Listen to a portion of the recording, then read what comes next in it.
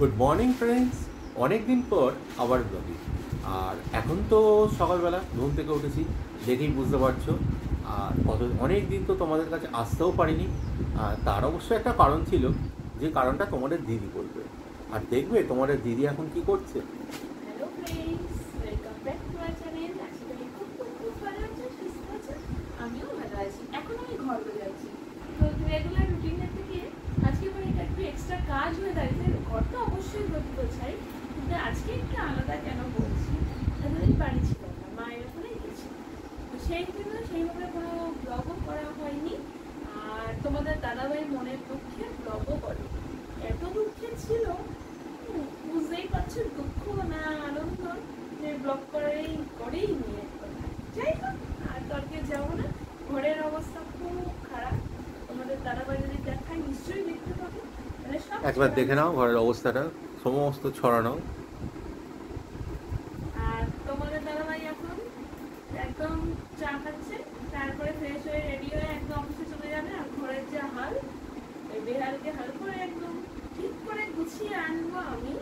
তোমার দাদাভাই তো কিছু করবে না, যাই হোক অফিসের দিকে যাচ্ছে, আর আমি তো ঘরে রয়েছি, আমি করবো। তো চলো সারাদিন কি করছি না করছি তোমাদের সাথে শেয়ার করবো। বন্ধুরা, অফিস থেকে ফিরে চলে এসেছি আজও কিচেনে। দেখো তোমাদের দিদি কি করছে কিচেনে। তোমাদের সেই চেনা পরিচিত জায়গা কিচেন। তো আজকে একটু বেরিয়েছিলাম তোমার ঠাকুরের ফুল আনতে।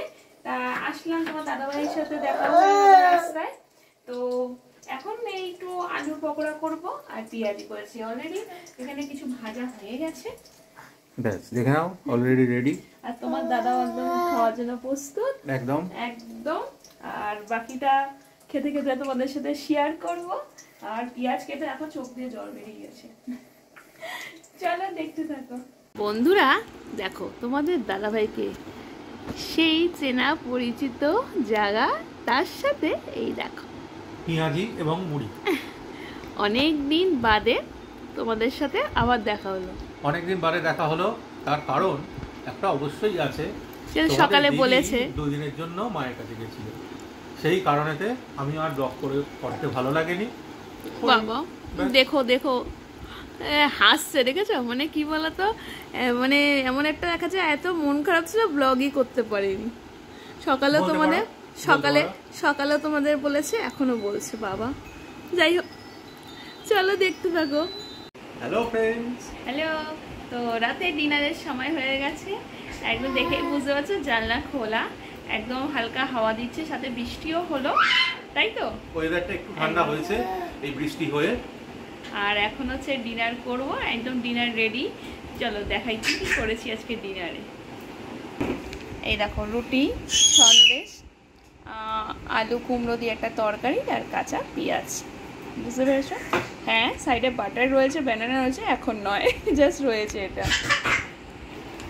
চলো ডিনার করে নিই, তোমরাও করে নাও, তারপরে একদম রেডি হয়ে ফ্রেশ হয়ে তারপর তোমাদের কাছে আসছি। চলে এসেছি বন্ধুরা ডিনারের পর। আর চোখ মুখের অবস্থা দেখেই বুঝতে পারছো যে ক্লান্তি কতটা শরীরের ওপর চাপ ফেলেছে। তা এখন মোটামুটি ধরে নাও রাত প্রায় 12টা। তোমাদের দিদি গেছে রিফ্রেশ হতে, আর আমিও ভাবলাম তোমাদের সাথে একটু কথা বলে ব্লগটা শেষ করি। হ্যাঁ, এখন ব্লগটা শেষ করার সময়। সন্ধেবেলাতেও একটু বৃষ্টি হলো, হাওয়া দিল, কিন্তু আলটিমেটলি হলো যেটা, হিউমিডিটিটা প্রচণ্ড বেড়ে গেল।